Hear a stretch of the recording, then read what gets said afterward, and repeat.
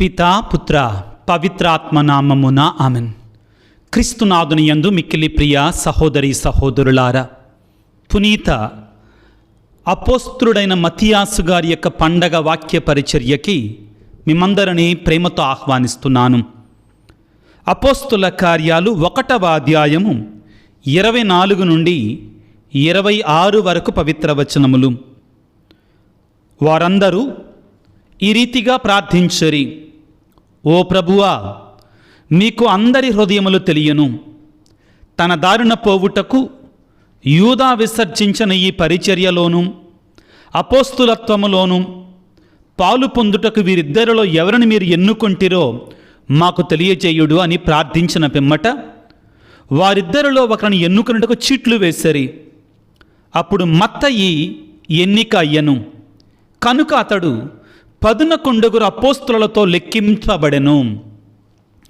క్రీస్తునాథుని యందు మిక్కిలి ప్రియ సహోదరి సహోదరులారా, మే నెల 14వ తారీఖు అపోస్తులుడైన మత్తయి గారి యొక్క మత్తియాసు గారి యొక్క పండగని కొనియాడుతూ ఉంది. ప్రారంభములను మనం తెలుసుకోవాల్సింది ఏమిటి అంటే, మరొక అపోస్తులుడైనటువంటి సువార్తికుడైనటువంటి మత్తయి గారు కాదు, ఈ మత్తియాసు గారు. యేసు ప్రభు మరణించి ఉత్థానమై మోక్షారోహణమైన తర్వాత యూదా ఇస్కారియేతు ఉరివేసుకొని చనిపోయిన తర్వాత ఆ యూదా ఇస్కారియేతు స్థానములో అపోస్తులత్వాన్ని భర్తీ చేయటానికి ఎన్నిక చేయబడినటువంటి అపోస్తులుడు పునీత మత్తియాసు గారు. ప్రియులారా, తప్పనిసరిగా మనందరము కూడా 12 మంది అపోస్తుల యొక్క మహోత్సవాలని కొనియాడుకోవాలి. కారణం ఏమిటి అంటే, వారు అపోస్తులు, పునాది రాళ్ళు. కాబట్టి ప్రియులారా, క్రైస్తవ కథోలిక శ్రీసభ ఈ మత్తియాసు గారి పండుగను కూడా ఘనంగా కొనియాడుతుంది. ఈ మత్తియాసు గారి గురించి మనం లోతుగా ధ్యానించటానికి ప్రయత్నం చేద్దాం. ఎవరు ఈ మత్తియాసు గారు అనని తెలుసుకోవటానికి ప్రయత్నం చేద్దాం. 12 మంది అపోస్తులు ఉండాలి దేవుని యొక్క వాక్యానుసారముగా. క్రీస్తు ప్రభు 12 మంది అపోస్తులను ఎన్నుకున్నాడు. కానీ వారిలో యూదా ఇస్కారియేతు ప్రభు ఇచ్చిన పిలుపును తిరస్కరించి గురువుకే ద్రోహాన్ని చేసి చివరికి క్రీస్తు ప్రభువుని శత్రువులకి ఒక స్నేహితుడిచ్చేటి ముద్దు చేత అప్పగించాడు. ప్రభు మరణించిన తర్వాత మరణిస్తూ ఉండగా అది యూదా ఇస్కారియేతుకి ఏమైనా మేలు చేసిందా? లేదు. అతను కూడా వెళ్ళి ఉరివేసుకొని చనిపోయాడు. అతను కూడా వెళ్ళి తనకు వచ్చినటువంటి ఆ వెండి నాణ్యాలని విసిరి కొట్టాడు. శాంతి లేదు, సమాధానం లేదు. కానీ ప్రియులారా, ప్రారంభంలోనే ఒక విషయాన్ని మనం తెలుసుకోవాలి. చాలాసార్లు మనం అనుకుంటాం, నేను దేవుడి సేవ చేశా, దేవుడి కార్యం చేశా, దేవుడి పరిచర్య చేశా, నేను చేశా అని గొప్పలు చెప్పుకోవటానికి ప్రయత్నం చేస్తాం. దేవుడి సన్నిధిలో మనం ఎప్పుడూ అలా చేయకూడదండి. దేవుడే మనకు ఒక అవకాశాన్ని ఇస్తాడు. ఆ అవకాశాన్ని మనం 2 చేతులు చాచి అందిపుచ్చుకొని దేవునికి కృతజ్ఞతాభావముతో, స్తోత్రభావముతో దేవునికి సేవ చేసుకొని, సేవ అయిపోయిన తర్వాత నా బాధ్యతను నేను నెరవేర్చా, దేవుడిచ్చినట్టు ఆ కృపను నెరవేర్చా, అంతా దేవుని యొక్క మహిమ కొరకే అని చెప్పగలగాలి. సువార్త విజయరాజు ఫాదర్ కాకపోతే దేవుడు ఇంకొకళ్ళ చేత ఆయన సువార్తను ప్రచారం చేయించుకుంటాడు. కానీ నేను ఎలాగా ఉండాలంటే, దేవుడు నాకు తన కనికరాన్ని బట్టి ఇంత గొప్ప భాగ్యాన్ని ఇచ్చాడు, ఇంత గొప్ప అదృష్టాన్ని ఇచ్చాడు. కాబట్టి ఈ పరిచర్యకి నమ్మకపాత్రంగా ఉండడానికి, అదేవిధంగా దీనతగా ఉండడానికి, వినయంగా ఉండడానికి ప్రయత్నం చేయాలి. సంఘాలలో కూడా కొన్నిసార్లు మేమే చేశాం, మేము లేకపోతే జరగదు అనేటువంటి ధోరణిలో మాట్లాడుతుంటారు. సరికాదండి, అది ఎప్పుడూ కూడా చెయ్యొద్దండి. మనం కాకపోతే దేవుడు ఇంకొకళ్ళకి అవకాశం ఇస్తారు.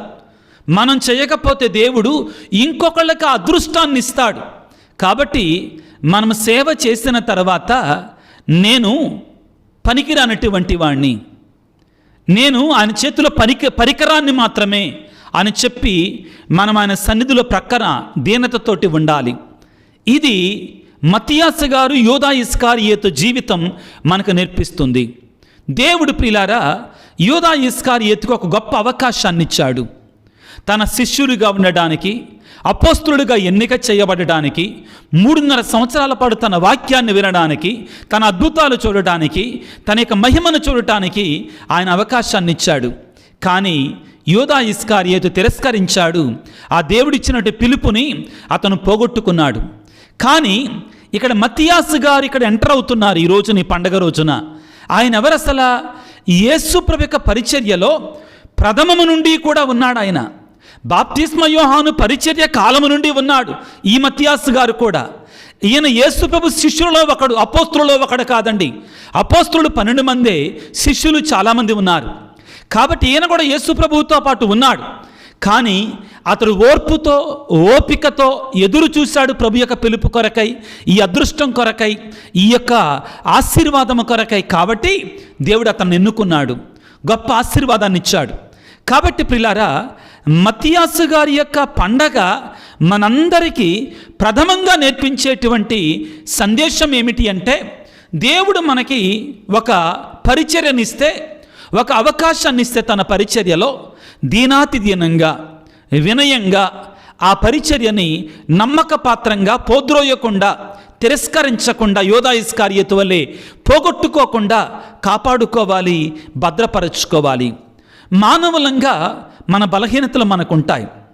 కోపతాపాలు, తొందరపాటుతనాలు, లేకపోతే వీటన్నిటిలో కూడా మనం ఆయన మీద ఆధారపడాలి. యేసయ్య మీద ఆధారపడాలి. పేతురు గారు బలహీనుడే. యోధా ఇస్కారియోతు ఏ విధంగా బలహీనుడో పేతురు గారు కూడా అదే విధంగా బలహీనుడు. కానీ పేతురు గారు తిరిగి వచ్చాడు, దేవుని కృపను నమ్ముకున్నాడు. కానీ యోధా ఇస్కారియోతు అలాగ కాదు. వెళ్ళి తన శక్తి మీద ఆధారపడ్డాడు, తనకు తానుగా బాధపడ్డాడు, దేవుని సన్నిధికి వచ్చి బాధపడలేదు. చివరికి వెళ్ళి ఉరి వేసుకొని చనిపోయాడు. ఆయన స్థానంలో ఎన్నిక చేయబడినటువంటి, అపోస్తల కార్యాలను ఎన్నుకొనబడినటువంటి మత్తియాసు గారి యొక్క పండుగను మనం కొనియాడుతున్నాం. ఈ రోజున కొన్ని నిమిషాల పాటు వాక్యాన్ని ధ్యానించుకోవటానికి ప్రయత్నం చేద్దాం. అపోస్తల కార్యాలు 1వ అధ్యాయము 15వ వచనము. ఆ దినములలో రమారమి 120 మంది విశ్వాసులు ఒక చోట సమావేశమైరి. అప్పుడు పేతురు లేచి ఇట్లనెను, సోదరులారా, యేసును పట్టుకున్న వారికి దారి చూపిన యోధా ఇస్కారియోతు గూర్చి పవిత్రాత్మ దావీదు రాజు ద్వారా పలికిన పరిశుద్ధ గ్రంథ ప్రవచనము నెరవేరవలసి ఉండెను. ఏంటంట యోధా ఇస్కారియోతు గురించి దావీదు యొక్క ప్రవచనం ఏం నెరవేరాల్సి ఉంది అంటే, యూదా మనలో ఒకడై ఉండి ఈ పరిచర్య యందు పాలు పంచుకున్నాడు. కానీ యూదా ఇస్కారియోతు గురుద్రోహం వలన సంపాదించిన రోకలతో ఒక పొలము కొన్నాడు. అతడు తలక్రిందులుగా పడగా పొట్ట పగిలి లోపల ఉన్న ప్రేగులన్నీ బయటపడెను. యూదా ఇస్కారియోతు ఎంత దారుణమైనటువంటి చావును చచ్చాడో ఈ వాక్యం మనకు తెలియజేస్తుంది. ఈ సందర్భం ఏమిటి? యేసుప్రభు మోక్షారోహణమైన వెంటనే ఆ మేడపై గదిలో అపోస్తులందరూ ఇంకా 120 మంది కలిసి అక్కడ ఉన్నప్పుడు పేతురు గారు మాట్లాడుతున్నారు. ఈ విషయంలో యెరూషలేములో నివసించు వారందరికీ తెలిసిందే యోధా ఇస్కారియోతు చచ్చిపోయాడని. కనుక ఆ ఫలము వారి మాతృభాషలో అకెల్దము అని పిలువబడిను, దానికి రక్తభూమిని అర్థము. పేతురు ఇంకా వారితో, ఏలయన అతని ఇల్లు నిర్జనమగునుగాక, దానిలో ఎవడు నివసింపకుండునుగాక. ఈ వాక్యం మనకి కీర్తన గ్రంథం 69వ కీర్తన 25వ వచనం నుంచి తీసుకొనబడినటువంటిది. పేతురు గారు కీర్తన గ్రంథం 69, 25వ వచనాన్ని మనకి ఉటంకిస్తున్నారు. ఆ తరువాత వేరొకడు అతని ఉద్యోగమును తీసుకొనెను. కీర్తన 109, 8వ వచనము, కీర్తన 109, 11వ వచనములో ఈ వాక్యం రాయబడింది. జాగ్రత్తగా వినండి. అతని ఉద్యోగమును వేరొకడు తీసుకున్నాడు. యూదా ఇస్కారియోతు దేవుడిచ్చినటువంటి ఆ పిలుపును పోగొట్టుకున్నాడు. కాబట్టి 12 మంది అపోస్తులు ఉండాలి అంటే ఎందుకు 12 మందే ఉండాలి? ఇది పరిశుద్ధ బైబిల్ గ్రంథ ఆధారము. పాత నిబంధన గ్రంథంలో 12 మంది పితామహులు, ఈ గోత్ర నాయకులు ఏ విధంగా ఉన్నారో ఆ ట్రైబ్స్ ఇన్ఛార్జెస్ ఏ విధంగా ఉన్నారో, యాకోబు యొక్క కొడుకులు 12 మంది ఏ విధంగా ఉన్నారో గోత్ర నాయకులు, అదేవిధంగా 12 మంది అపోస్తులు ఉండాలి.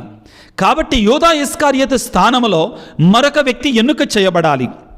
అందుకని వేరొకడు అతని ఉద్యోగమును తీసుకునుగాక అనే కీర్తనల గ్రంథంలో రాయబడి ఉన్నది. కాబట్టి మన ప్రభువు అయిన యేసుక్రీస్తు పునరుత్థానమును గూర్చి సాక్ష్యముండుటకు మనతో మరి ఒకడు చేరవలసి ఉన్నది. పేతురు గారు మాట్లాడి ఇవన్నీ కూడా 12 మంది అపోస్తులు, ఒకడు తగ్గిపోయాడు యూదా ఇస్కారియోతు.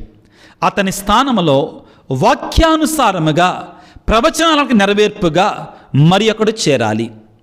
ఇది సారాంశం. ప్రియులకు దేవుని బిడ్డలారా, ఆ చేరవలసినటువంటి వారు ఎవరై ఉండాలి? ఎవరు పడితే వాళ్ళని ఎన్నుకోకూడదు. ఒక క్రైటీరియా, ఒక రూలు, ఒక రెగ్యులేషను, దేవుని యొక్క ఆత్మ ప్రేరణతో కొన్ని నిబంధనలు ఉన్నాయి. ఎవరిని ఎన్నుకోవాలి? ఆ ఎన్నుకొనబడినటువంటి వాడు ఎవరై ఉండాలి?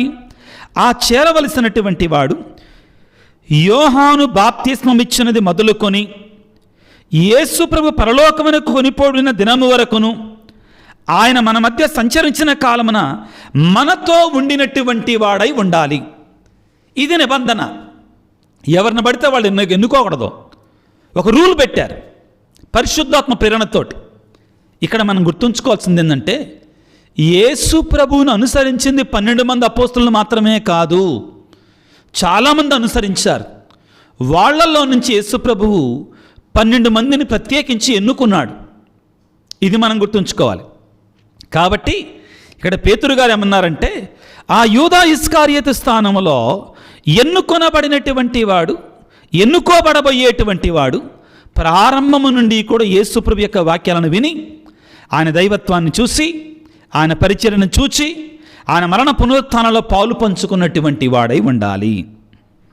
కావున వారు 2 ఎన్నుకున్నారండి. అన్ని అర్హతలు పొందుకున్న వాళ్ళు 2 దొరికారు.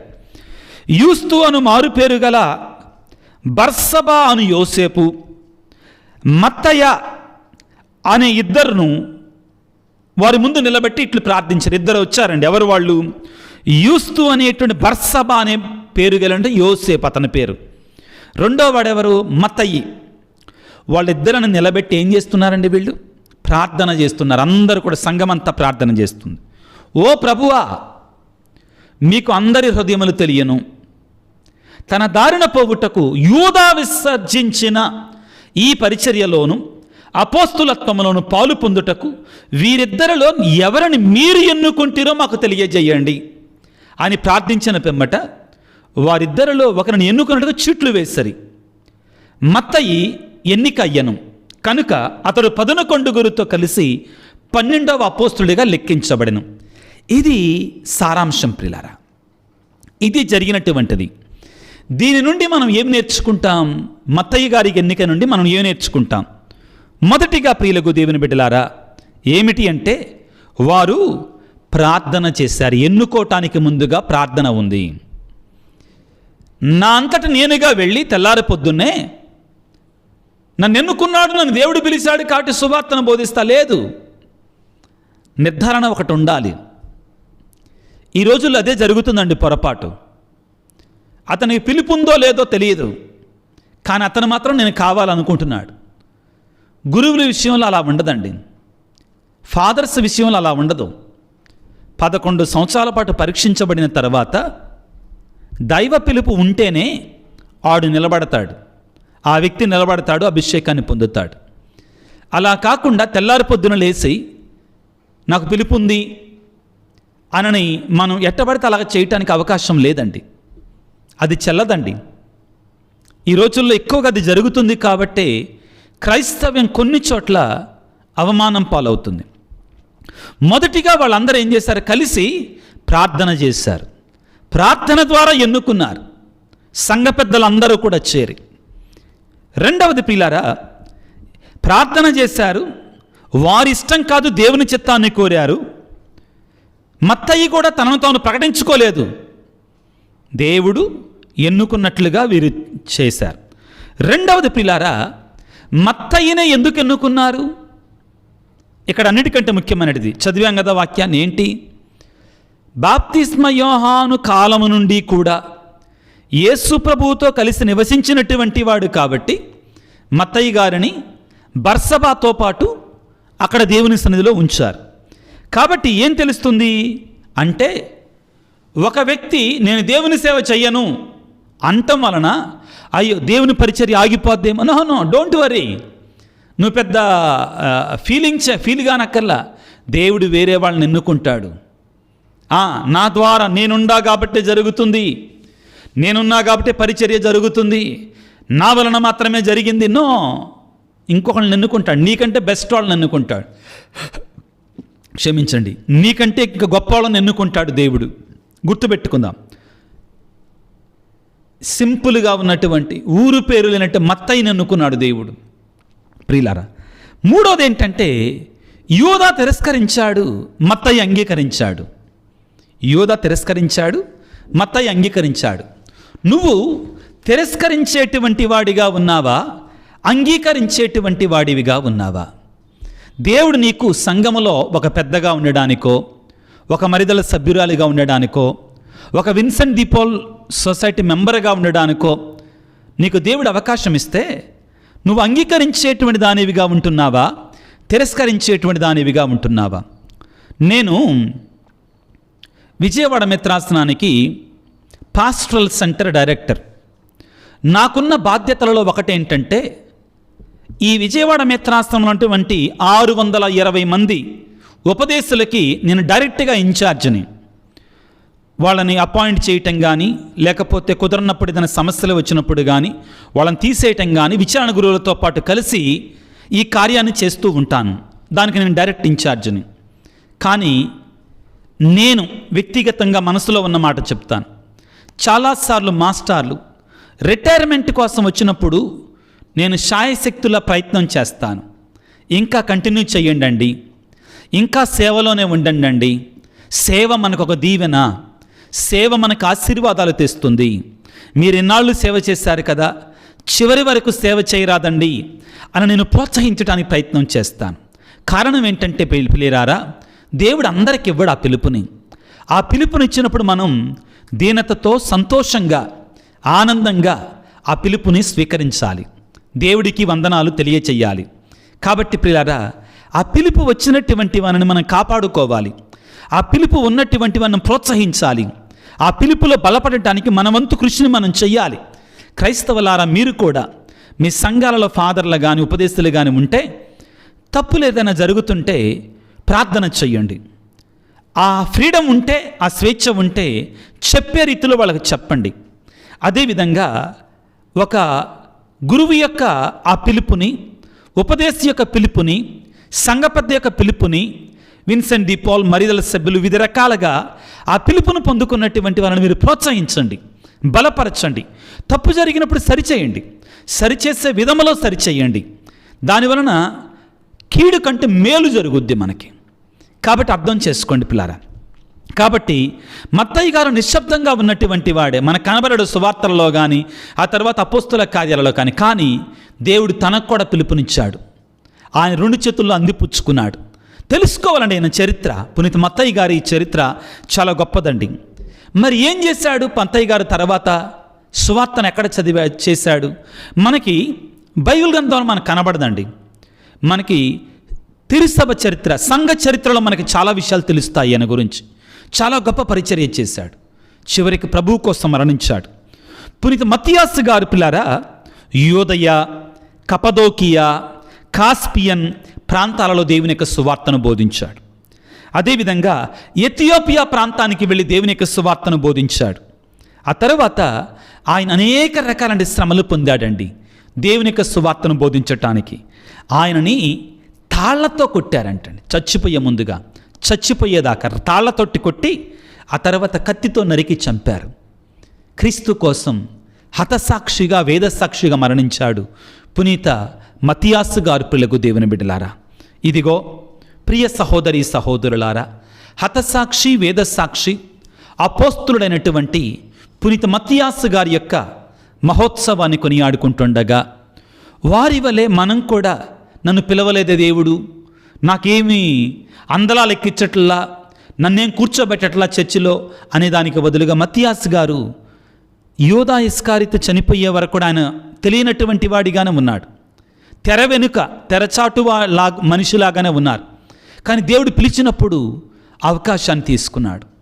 దేవుడు అనుగ్రహించినప్పుడు అవకాశాన్ని స్వీకరించి ఆయన కొరకే జీవించి ఆయన కొరకే మరణించాడు. మహా గొప్ప అపోస్తలుడు పునీత మత్తియాసు గారు. ప్రార్థన చేసుకుందాం బిడ్డలారా. పునీత మత్తియాసు గారి యొక్క మధ్యస్థ ప్రార్థన ద్వారా మనము కూడా క్రీస్తుకి సాక్ష్యం పలికేటువంటి వారముగా, క్రీస్తుకి ఇష్టమైనటువంటి వారముగా మనం జీవించటానికి కావాల్సిన శక్తిని ప్రసాదించమని, మన జీవితాల ద్వారా, మన సామాన్యమైన జీవితాల ద్వారా మనం సాక్ష్యం పలికే జీవితాలు జీవించే కృపను దయచేయమని తలలు వంచి దేవుని వేడుకుందాం.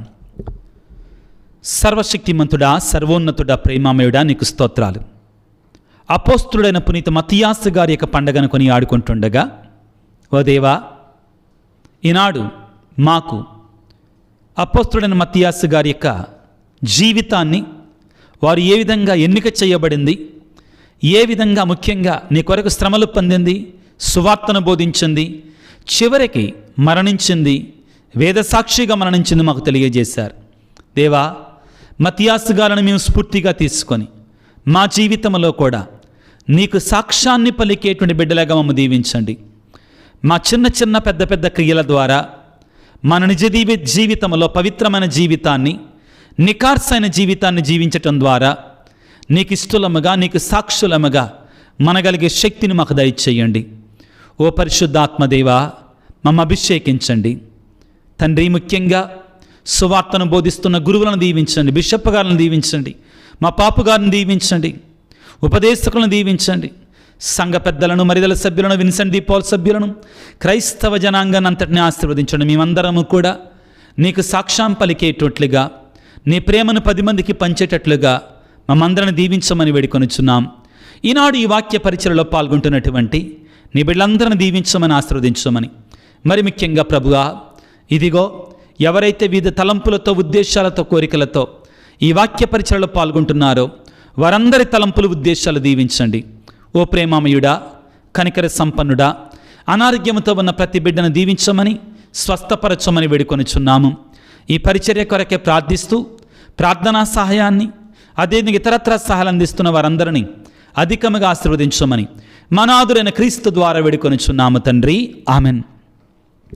క్రీస్తునాథుని యందు ప్రియులారా, ఈ యూట్యూబ్ పరిచర్య కొరకై ఒక 4 రోజుల క్రితం ఒక అప్పీల్ చేయటం జరిగింది. ఇప్పుడు వాడుతున్న కెమెరా ఫోన్ కొంచెం బ్లర్రింగ్ వస్తుంది, ఎడిటింగ్ చేయటం కష్టం అవుతుంది, కెమెరా పాడైపోయిందని చెప్పారు. కాబట్టి కొత్తగా ఒక కెమెరా ఫోన్ కొనాలి అన్నప్పుడు మీలో చాలామంది స్పందించారు. చాలా వరకు సహాయం అందింది. Thank you so much. మీరు ఇచ్చినటువంటి సహాయంతో ఇదిగో ఈ Samsung Galaxy S25 12 GB RAM, 512 GB ఇక్కడ కెపాసిటీ తోటి ఫోన్ కొనటం జరిగింది. దానికి సంబంధించినటువంటి బిల్స్, అదేవిధంగా ఫోన్ నిన్ననే ఒక వీడియో తీశాను ఆల్రెడీ. దీంతో ఎలా ఉంటుందో చూద్దామని మీకు కూడా ఒకసారి చూపించాలి అనుకున్నాను. ఈ ఫోన్ని రేపటి నుంచి వాడటం కానీ రానున్న కాలంలో వాడటాన్ని ప్రారంభిస్తాం. ఎందుకు ఇలా చేస్తున్నానని మీకు కూడా తెలియాలి. మీరు ఇచ్చిన సహాయాన్ని అదే ఉద్దేశం కొరకై వాడుతున్నాను. నేను వాడే ఫోన్ వేరండి. ఒక 15,000 20,000 రూపాయల ఫోన్ నా వ్యక్తిగతంగా వాడతాను. వీటిల్లో సిమ్ కార్డ్ కానీ లేకపోతే పర్సనల్గా వాడటానికి నేను ఇష్టపడను. దీన్ని ఒక పరిచర్య కొరకు మాత్రమే పూర్తిగా వినియోగించటం జరుగుతుంది. ప్రియులారా, మిమ్మల్ని అందరినీ దేవుడు దీవించాలి. మీరు స్పందించినట్టు ఉదారతను బట్టి మీరు ఇచ్చినట్టు సహాయం ఆ దైవ పరిచర్య కొరకే వినియోగిస్తున్నానని మీకు మాటిస్తున్నాను. ముఖ్యంగా సహాయం చేసినటువంటి వారందరికీ కూడా ప్రత్యేకంగా ధన్యవాదాలు. ఈ సందర్భంగా మీకు అందరికీ మరొక విషయం, ఇప్పుడు కొత్తగా యూట్యూబ్లో ఒక ఆప్షన్ వచ్చింది. మీరు వీడియో చూస్తున్నప్పుడు లైక్ చేసినప్పుడు కానీ మెసేజ్ పెట్టినప్పుడు కానీ పక్కన హైప్ అనేటువంటిది వస్తుంది. మనం హైప్ చేయొచ్చు ఒక వీడియోని, తద్వారా ఆ వీడియో ఇంకా ఎక్కువ మంది చూసే అవకాశం ఉంది. మీకు ఇష్టమైతే, ఈ పరిచర్య నచ్చుతుంటే, ఒకవేళ ఇది 10 మందికి ఉపయోగపడుద్ది అనుకున్నప్పుడు హైప్ చేయటం కానీ వీడియోని, లేకపోతే ఇతరులకు షేర్ చేయటం కానీ ప్రయత్నం చేయండి. ఈ పరిచర్యలో మీరు కూడా పాలు పంచుకున్నటువంటి వారు అవుతారు. ప్రభువు మీతో ఉందురుగాక, మీ ఆత్మతో ఉందురుగాక. సర్వశక్తిగల సర్వేశ్వరుడు పిత, పుత్ర, పవిత్రాత్మ మిమ్ము మీ కుటుంబాన్ని చల్లగా దీవించి ఆశీర్వదించి కాపాడుదురుగాక. God bless you. దేవుడి మిమ్ము దీవించుగాక. ఆమెన్.